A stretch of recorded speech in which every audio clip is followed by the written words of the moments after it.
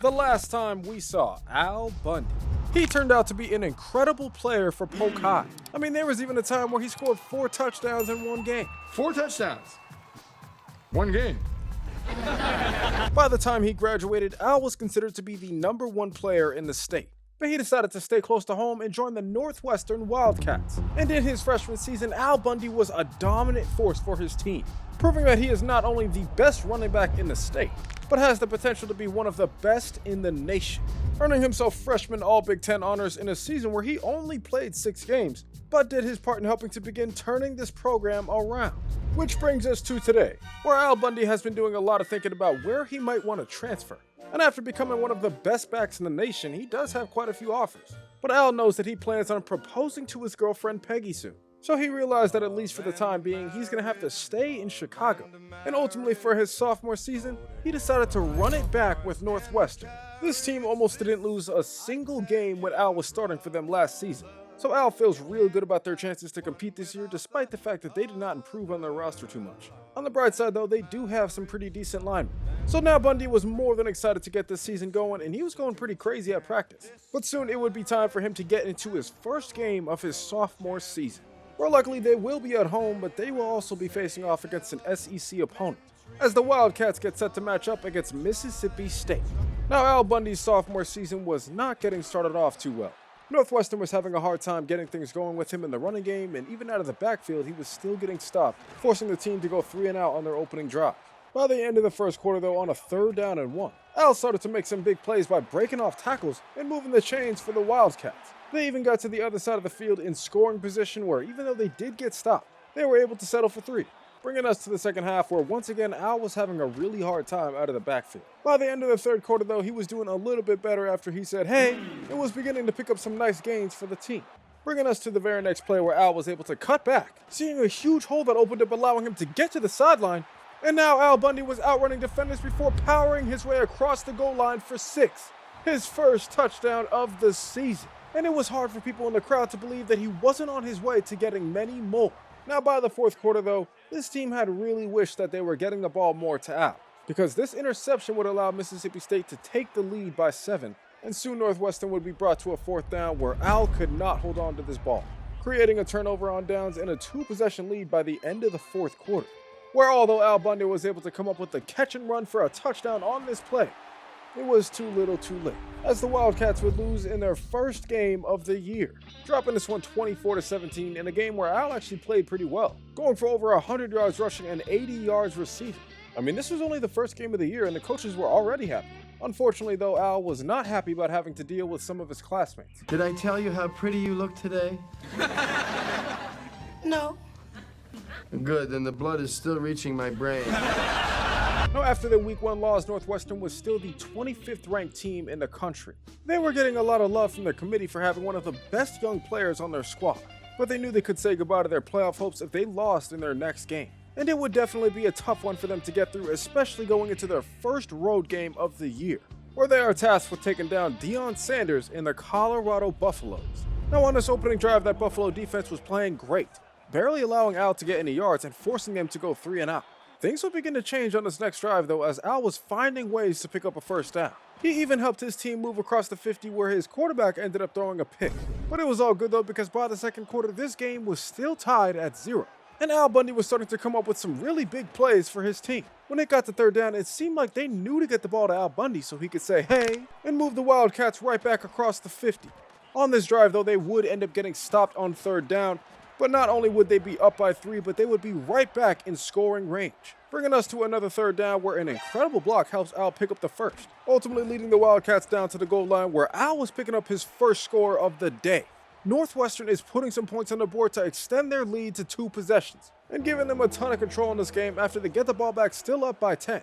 But things would begin to change after they got stopped on another 3rd down, allowing Colorado to cut this lead down to 1 possession. But now in the 4th quarter with Al Bundy out here jumping over players for 1st downs, the Buffaloes would realize that there was no stopping Al.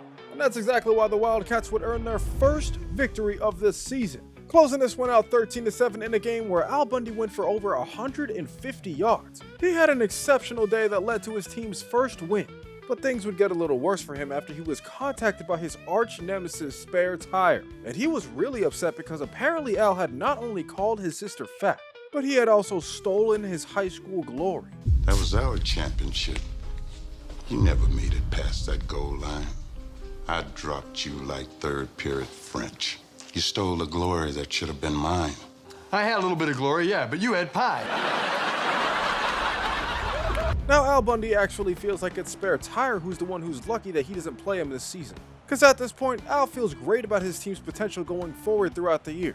And they feel even better about going into their next game against one of the weakest teams on the schedule, as they face off against FCS West. Now it didn't take long in this game for Al to start lighting things up for this offense, coming up with an early touchdown here in the first quarter to put his team up by 7, and by the end of the second quarter they would now be up by 10.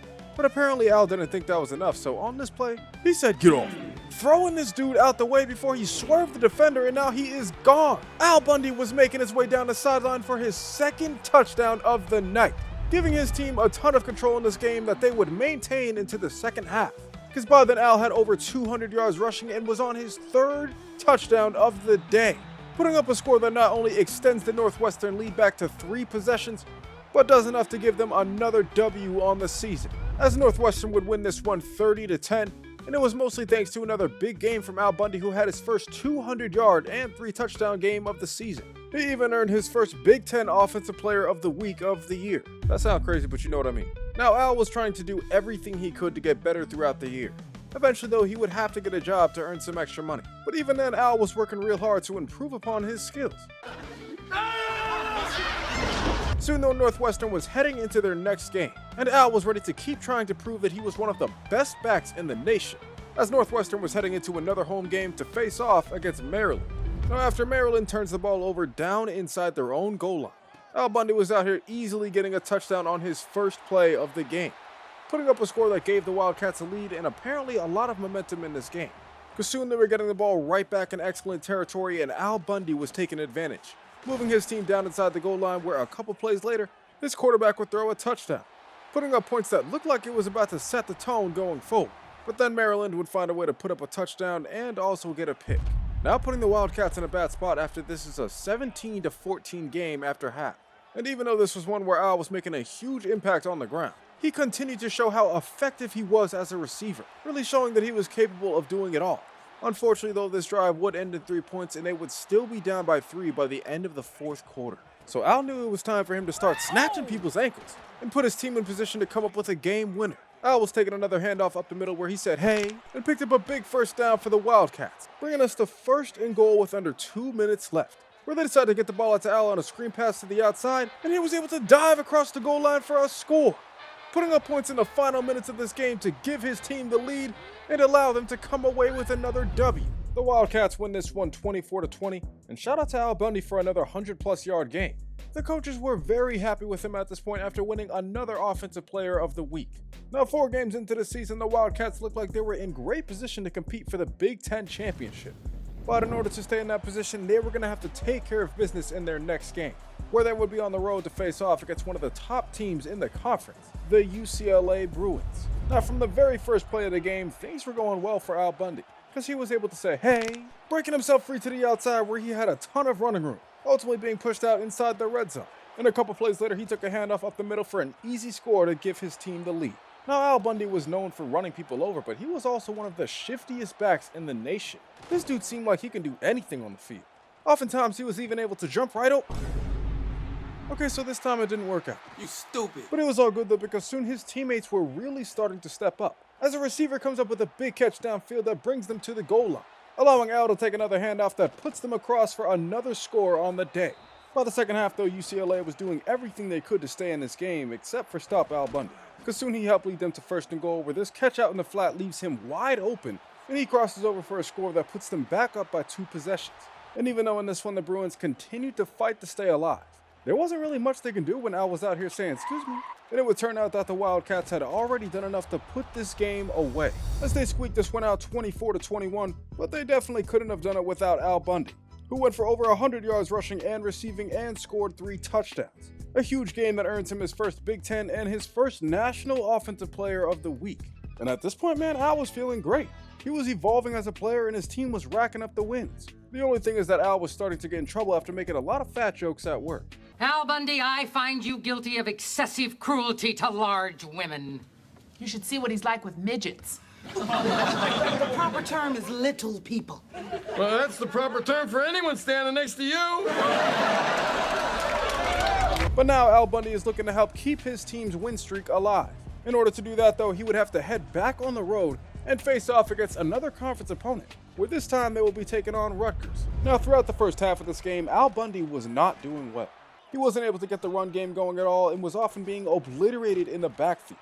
It wouldn't be until about 2 minutes left in the first half where Al would finally start making some big plays, taking a few carries that helped pick up a couple first downs, and soon he was making this catch out the backfield that would ultimately help his team get in the end zone, putting up a score that helps his team take the lead back, before Rutgers would once again take another lead in the second half, and they were now back to holding Al to limited gains on the ground. But soon Al was looking to change that as he continued to make some plays and bring his team back in position to score. By the fourth quarter, the Wildcats were down by 1 point, and Al was out here coming up with a nice catch down on the sideline, leading us to a 2nd and 3 where they give the ball to Al up the middle before he says, "Hey," obliterating this dude's ankles as he gets to the end zone for another touchdown, putting up a score that gives Northwestern the lead and does enough to give them another win on the season. The Wildcats would close this one out 24-14, and it was hard for them not to come up with a W when Al was putting up over 100 yards rushing and receiving, earning another Offensive Player of the Week. And now Northwestern was completely on fire after winning 5 games in a row. And now sitting about halfway through the season, man, they felt great about what they could do throughout the rest of the year, because they had a feeling that Al Bundy was a special player. And if he can just keep doing what he's been doing, then they might be able to steamroll their next few opponents, including their next one at home, Michigan State. Now, it didn't take long for Al Bundy to set the tone by coming up with the first score of the day, putting up some points that gave his team the lead, and Al was definitely not trying to look back, because by the second quarter, he was making sure that his impact is felt as a receiver as well, coming up with a catch that brings this offense deep into enemy territory. And just a play later, with 2 minutes left in the half, Al was diving over the goal line for a touchdown, his second score of the day that gave the Wildcats a 2-possession lead. And the entire crowd was cheering Al Bundy's name until the Spartans would find themselves down by only 2. So Al knew that he was going to have to change that by cutting upfield and bursting towards the end zone for his 3rd score of the day. Al Bundy was dominating another game that led to another Northwestern victory, barely winning this one 21-19 in a game where Al actually didn't even go for over 100 yards rushing. He did go for well over 100 yards receiving, though, in 3 touchdowns.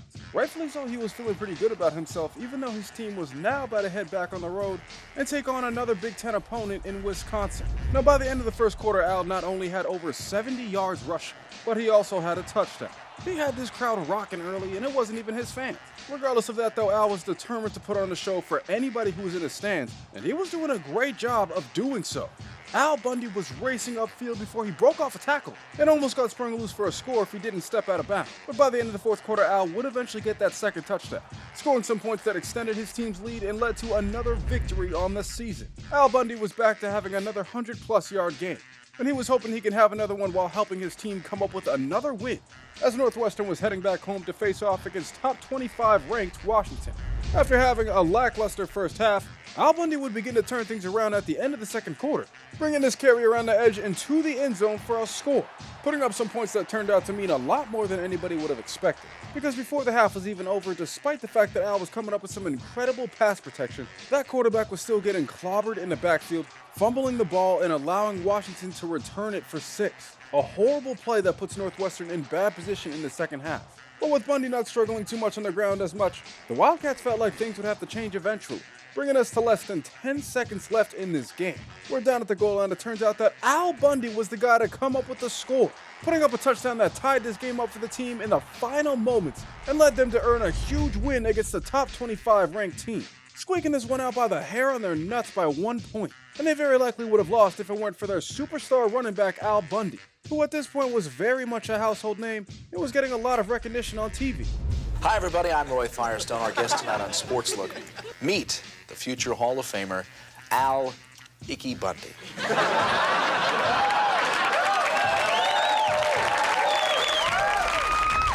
Now, at this point of the season, man, teams were legitimately afraid to match up against Al Bundy and the Northwestern Wildcats. Because even in games where his team was not putting up a lot of points, Al was continuously doing a great job at making plays. Leading us to the fourth quarter of this game against Nebraska, where Al was coming up with a huge first down, moving the chains for his team to keep this clock moving and help his team take down fake-ass Patrick Mahomes in Nebraska, ending this game 3-0 in the lowest scoring game of the season. But now after the Wildcats go on a 9-game tear, they are not only second place in the conference, but they are the 9th ranked team in the country. And they're in position to potentially win their first Big Ten championship in over 30 years. That would make this season one of the best seasons in the history of the Wildcats. But they'd still have some work to do going into the final 2 games of their regular season, where now in another home game they would have to take down what's usually one of the best teams in the conference, but this time they'll be facing off against 5-5 Ohio State.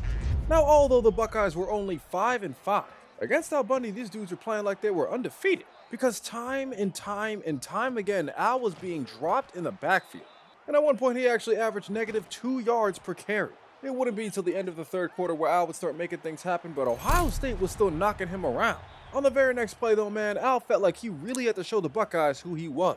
He knew that he was one of the best backs in the nation, so that's why he decided to zoom upfield and break past the second level for a big game before saying hey, and breaking off a couple tackles that allowed him to get across the goal line for a touchdown. One of the best plays of the season for Al Bundy, and he's got this crowd going crazy. This dude Al Bundy was a dog and helped his team take the lead. Unfortunately, Ohio State would take the lead right back, and with less than a minute left in this game, they had to at least get back into field goal range, which this wide receiver was helping to do by making an incredible catch, bringing us down to the goal line with less than 15 seconds left, and the handoff to Al Bundy gets them across for a touchdown. Northwestern comes up with the score in the final seconds of this game to not only give them the lead, but help keep their 10-game win streak alive. Northwestern takes down Ohio State, and they didn't even need Al Bundy to go for over 100 yards. Instead, he just barely goes for over 100 yards total. But still, he did enough to help his team get the win. And now Al Bundy was just completely locked in on trying to finish off this season, as he was leading Northwestern into their final game on the schedule, where they would have a chance to punch their ticket to the Big Ten championship game. But first, they would be heading on the road to face off against an in-state rival, as they're set to face off against Illinois. Now, this one would actually turn out to be more of a battle than Al thought it would be.